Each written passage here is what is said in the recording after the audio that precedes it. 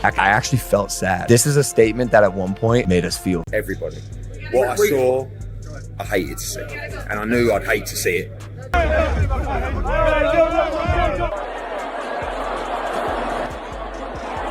It was a moment that transcended the usual theatrics of combat sports, descending into a realm of chaotic bitterness that left the boxing community not just stunned, but genuinely disheartened. The aftermath of the bout between Jake Paul and Anthony Joshua was supposed to be a time of reflection. The way that he did. And like I say, I don't even know what you can call it from where Jake Paul is concerned. A moment where the hierarchy of the sport was reestablished and the questions surrounding influencer boxing were answered with finality. Instead, what the world witnessed was a visceral display of denial and recklessness. It's about AJ. Nobody expects Jake Paul to win apart from Jake Paul. I bet his own dad doesn't even expect him to win. Nobody believes he's going to win. So if anybody says, yeah, no, Jake Paul's going to do it, they're gamblers. They're hustlers. They're just trying to be... That threatened to overshadow the lessons learned inside the ring. When Logan Paul lost control following his brother's brutal defeat, it wasn't just an outburst. It was a public unraveling that exposed the fragile ego underpinning the entire influencer boxing experiment. The sight of Logan attacking Anthony Joshua, a man who had just dismantled his brother with the kind of clinical precision that only a seasoned heavyweight champion possesses, was painful to watch. It elicited a specific kind of sadness among the purists, a feeling that the dignity of the sport was being eroded by tantrums that belonged in a playground, not a professional arena. This was a statement that, at one point, might have generated fear or hype, but in the cold light of reality, it only generated pity and scorn from the experts who have dedicated their lives to the sweet science. The incident ignited a firestorm of criticism from boxing professionals who wasted no time in blasting Logan Paul for an act that was as dangerous as it was immature.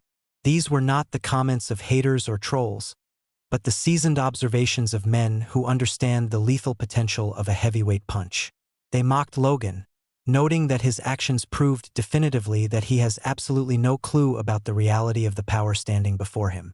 His anger, intended to project strength and loyalty to his fallen brother, succeeded only in exposing his profound weakness and a terrifying lack of respect for the danger he was courting.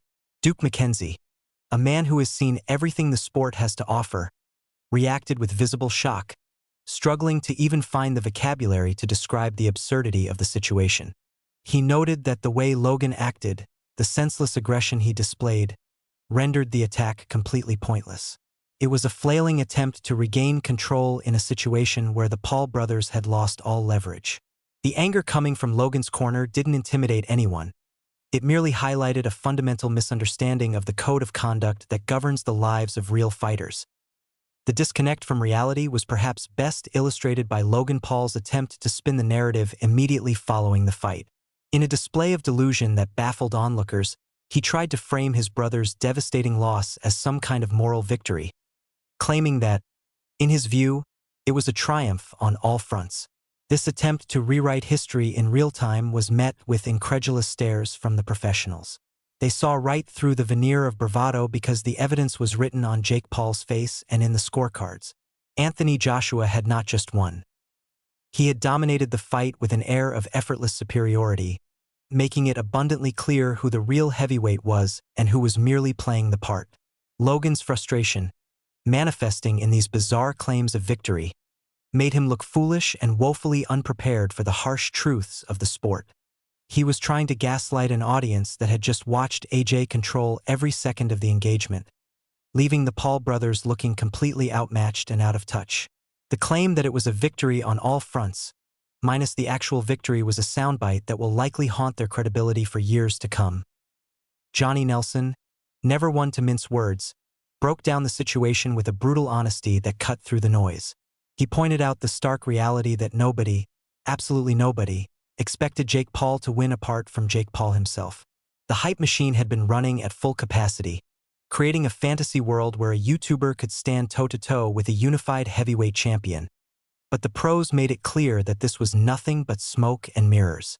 Nelson went as far as to speculate that even Jake's own family likely harbored deep doubts, suggesting that anyone claiming Jake was going to do AJ was either a gambler, a hustler, or simply trying to appear smart by betting on the underdog.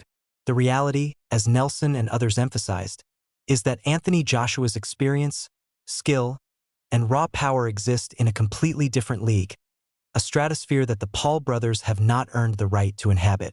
Logan's desperate attempts to defend his brother's credibility didn't elevate Jake. They only highlighted how desperate the camp had become. They were drowning in deep waters, and rather than swimming, they were splashing frantically, trying to distract from the fact that they were sinking. The criticism intensified when Johnny Nelson called out the timing and the sheer recklessness of Logan's physical attack on Joshua.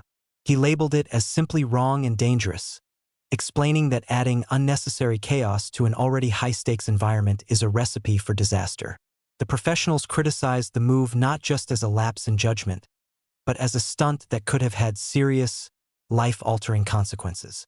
Everyone watching, from the commentators to the fans at home, saw this for what it was: an immature, poorly thought-out reaction that put the safety of the fighters and the integrity of the sport at risk. The Paul brothers' antics have a history of overshadowing the actual boxing, but this crossed a line, making them look less like serious competitors and more like chaotic entertainers who don't understand the boundaries of the stage they are standing on.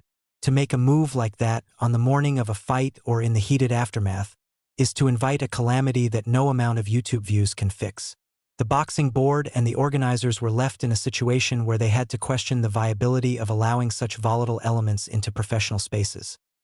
The counterpunch to Logan's ego came from the undeniable reality of the physical damage Anthony Joshua inflicted. The commentary teams highlighted just how real AJ's power is, pointing out that Jake Paul didn't just lose, he got busted up bad. The focus on the damage to Jake's face was a grim reminder of the stakes. His nose was described as jacked up, split, and slid over, a visceral testament to the force AJ can generate. The pros used this imagery to shame Logan's overreaction. It was a way of saying, "Look at what happened to your brother when he stepped in the ring. Why would you try to provoke the man who did that?" The injury was serious, not a prop for a theatrical attack. The reality of heavyweight boxing hit the Paul family hard, physically and metaphorically. Watching Jake's battered nose should have been a sobering moment, a time for humility. Instead, it became the backdrop for Logan's foolishness. The contrast was striking.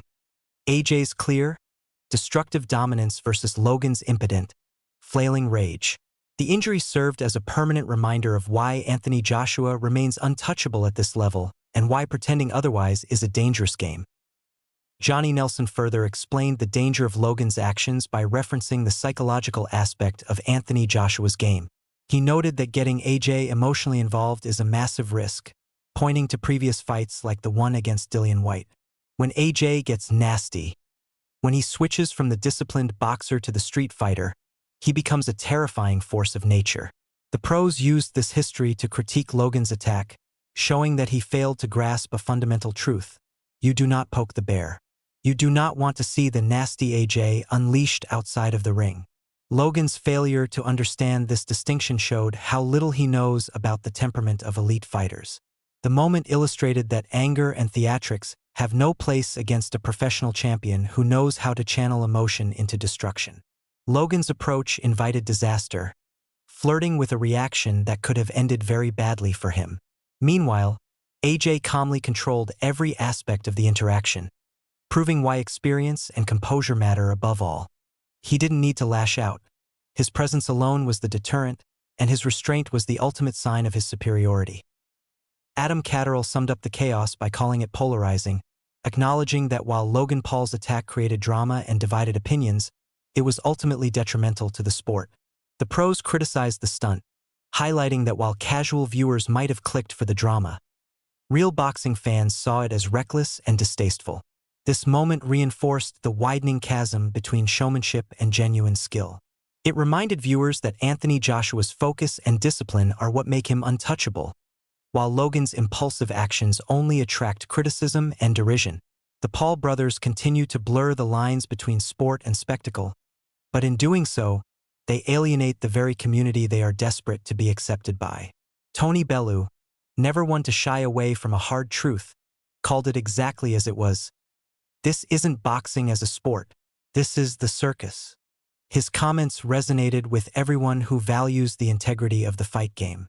The pros highlighted how Logan Paul's attack made the sport look chaotic and unprofessional, turning a serious athletic contest into a sideshow.